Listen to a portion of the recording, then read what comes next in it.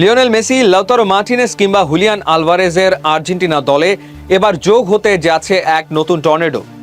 তিনি আর কেউ নন, আতলেতিকো মাদ্রিদে মাস্টার মাইন্ড কোচ ডিয়েগো সিমিওনির ছোট ছেলে জুলিয়ানো সিমিওনি।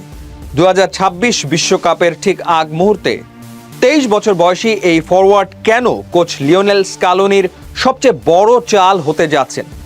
আনহেল দি মারিয়ার অবসরের পর আর্জেন্টিনার রাইট উইংয়ে যে শূন্যতা তৈরি হয়েছিল তাকে একাই পূরণ করতে চলেছেন এই তরুণ তুর্কি।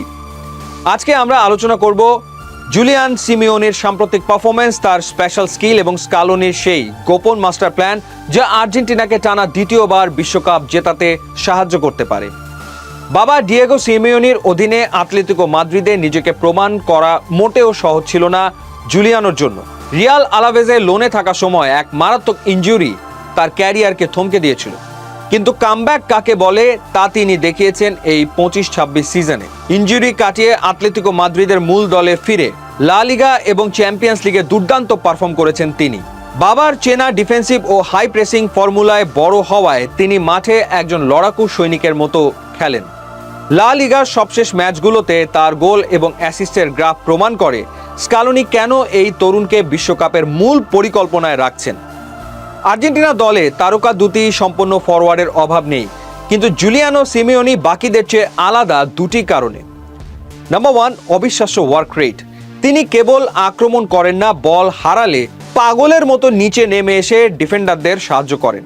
বাবার চেনা চলো মেন্টালিটি তার রক্তে। গতি ও ড্রিবলিংয়ে রাইট উইং দিয়ে প্রতিপক্ষের লেফট ব্যাককে গতিতে পরাস্ত করে নিখুঁত ক্রসিং বা বক্সে কাট ইন করার ক্ষমতা তার দুর্দান্ত। তিনি একাধারে রাইট উইঙ্গার, লেফট উইঙ্গার এবং প্রয়োজন হলে সেকেন্ড স্ট্রাইকার হিসেবেও খেলতে পারেন। মাস্টারমাইন্ড লিওনেল স্কালোনি সবসময় একজন খেলোয়াড় পছন্দ করেন যারা দলের জন্য মাঠে জান প্রাণ দিয়ে লড়তে পারে। বিশ্বকাপে জুলিয়ানোকে মূলত 3টি উপায়ে ব্যবহার করতে পারেন স্কালোনি। দি মারিয়ার বিদায়ের পর আর্জেন্টিনা এমন একজন উইঙ্গার খুঁজছিল যিনি উইংয়ে গতি ধরে রাখবেন, আবার ডিফেন্সেও সাহায্য করবেন। জুলিয়ানো সিমিওনি এই রোলটির জন্য একদম পারফেক্ট।